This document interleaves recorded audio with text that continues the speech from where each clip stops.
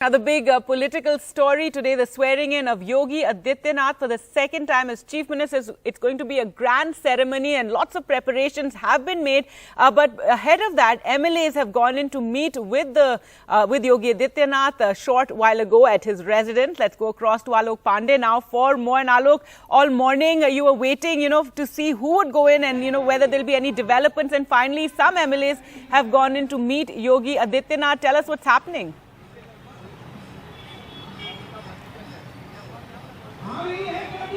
Well, you're absolutely right. In fact, this happened in the last 30 minutes. So I'll just ask Rajesh to pan towards the gate and give you a few shots there. Now, of course, all of the MLAs who were supposed to go in have probably gone in, or at least a significant chunk has gone in. These are probably ministerial probables in all probability. Sorry for using the word probable too many times. But all of those people who've gone in are those who are perhaps going to be made ministers in the new government. I will just speak about a few of them as Rajesh continues to give you a few shots. So one of them is A.K. Sharma. Why am I starting with A.K. Sharma? Because he is a member of the Legislative Council, but we know him for a different reason. He used to be a bureaucrat in the Prime Minister's office, known to be close to the Prime Minister, Mr. Narendra Modi. And he was sent to Uttar Pradesh, I think, about 2 years ago. And at that moment, we were unclear about what his role would be. There were much speculation that he would immediately be made a minister in the Yogi 1.0 government, but that didn't happen. And we were told that it did not happen because Yogi Adityanath, the UP Chief Minister, was not really on good terms with him. And after that, of course, you had a situation where he was made the MLC out of the scheme of things, really, as far as Yogi Adityanath was concerned. But now he has gone inside and it does appear that he's going to be made a minister. Baby Rani Maurya. Baby Rani Maurya was the Uttarakhand governor. She's a long-time BJP leader from the SC community from Western UP. She has won the election from Agra. And Rajesh will just give you shots of a few more people going, and you see all of these people trying to, get a soundbite from him. But obviously these people will not speak. I'll be able to identify each and every one progressively, but the shots are interesting anyway. So Baby Rani Maurya has also gone inside. Then you have Brajesh Pathak. Brajesh Pathak used to be a Bahujan Samaj Party MP before 2017, switched over to the BJP, was made the law minister. He's a Brahmin face, won from a seat in Lucknow, and somebody who's tipped to get a major cabinet berth in this new government. Jitin Prasad used to be with the Congress, was an MP earlier, son of Jitin Prasad, and also somebody who became a cabinet minister in the UP government when he switched over to the BJP. Now he also has gone inside. Then you have Asim Arun. Now, Asim Arun was an IPS officer and he was the Kanpur police commissioner, and he quit right before the UP elections, a move that raised eyebrows, joined the BJP, won from Kannauj. He's from an SC community. Then you have Swatantra Dev Singh. He's also gone in. We don't know if he's gone in because of his role as the head of the UP BJP or whether he's gone in because he's tipped to be a minister. But he is inside too. There are some who are saying that instead of Keshav Prasad Maurya, Swatantra Dev Singh could be made a deputy chief minister because he led the BJP into the elections, the party unit of the BJP. So all of this is happening right now. I'll just give you one more sweep of this entire area as we speak. So people streaming in, coming in. Some of them we can identify, some of them we can't, because you see this is a huge legislative assembly. It's got 403 seats, out of which 255 BJP MLAs, and you have another some MLAs from the allies. So it's difficult to identify all of them. But at the same time, of course, the activity here at the residence of the Chief Minister, Mr. Adityanath, has certainly increased. The swearing in, of course, is at a different location.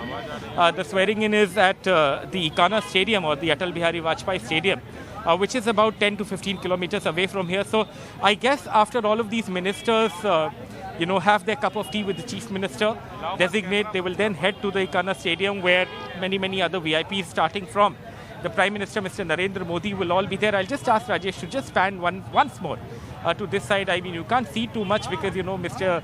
Adityanath's residence is about 500 meters from here. But all of the vehicles that have gone in from this side.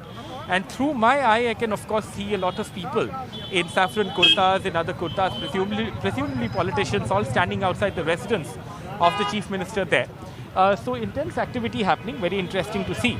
But still that question, and I know we've been going over this for a long time, but still that question of who will be the Deputy Chief Ministers in Uttar Pradesh is something that has not been answered, because I haven't seen Keshav Maurya and Dinesh Sharma come in here. But obviously then even if they were being sworn in, they don't really need to come here. They are leaders that carry a lot of heft. So one waits to see how this pans out. But yes, activity that we've been desperately seeking since morning finally happened here in the last 30 to 45 minutes. Right, Alok. So the suspense on deputy chief ministers continues. Now we have some idea who will be in that Council of Ministers of Yogi Adityanath 2.0. And, we also have to talk about how this has taken so long. The UP government formation has been the most delayed. If we talk about, the 4 states where the BJP, kept those states and had those great victories. And this is also said to be one of the speculation is the tussle between what Delhi wanted and perhaps what Yogi Adityanath wanted. And again, we've discussed that in the BJP, a lot of things, don't come out in the open.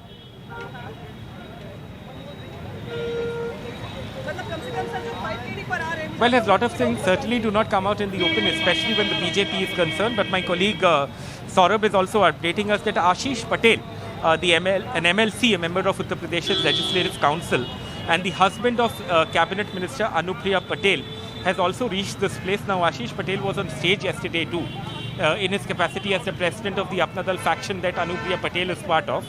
And he is also perhaps going to be sworn in as a minister.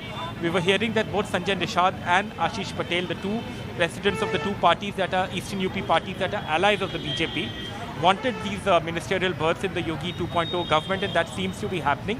The Apna Dal is a crucial ally, of course, of the BJP because they've won about 11 or 12 seats in the just concluded assembly election. So clearly the allies also getting their fair share, but you are right. It's been 15 days now. I think the results were on the 10th, Gargi, if I remember correctly, and today I think it's the 25th, right? So it would be the 15th day that Uttar Pradesh's people, we the people, so to say, await the swearing in or the formation of the new government. It's almost a done deal now, of course. But again, was there a tussle? Was there some issue between perhaps the Chief Minister, Mr. Adityanath, given that his stature has grown now, with him leading the party to such a victory, and maybe the UP in charge, Amit Shah, or the Prime Minister, about maybe the Deputy Chief Ministers, should Keshav Maurya and Dinesh Sharma become the Deputy Chief Minister? One thing that was not a secret is that that Yogi Adityanath elections be given a chance. Right, Alok, the one thing that wasn't a secret was that, there was a bit of rivalry, a bit of, friction between Keshav Prasad Maurya and Yogi Adityanath, and therefore, a lot of speculation about whether he will return as Deputy Chief Minister, as he's seen as someone who rivaled Yogi Adityanath.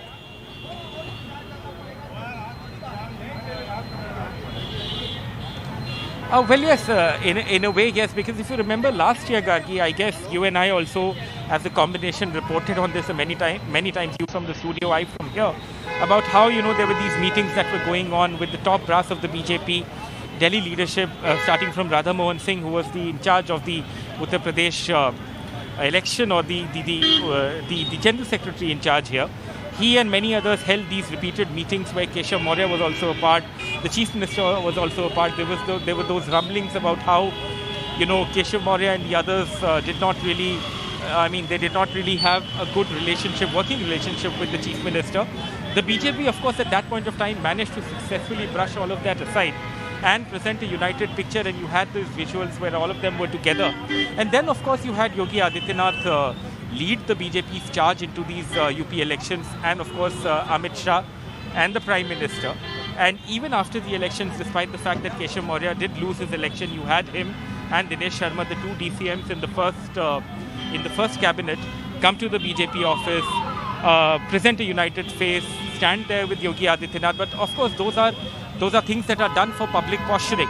What happens behind the scenes, especially when it comes to the BJP, is something that we don't really know, or we really shouldn't guess about it. But yes, given the history that Mr. Keshav Maurya at least and Mr. Yogi Adityanath have shared, I think a frosty relationship at best is how it can be described.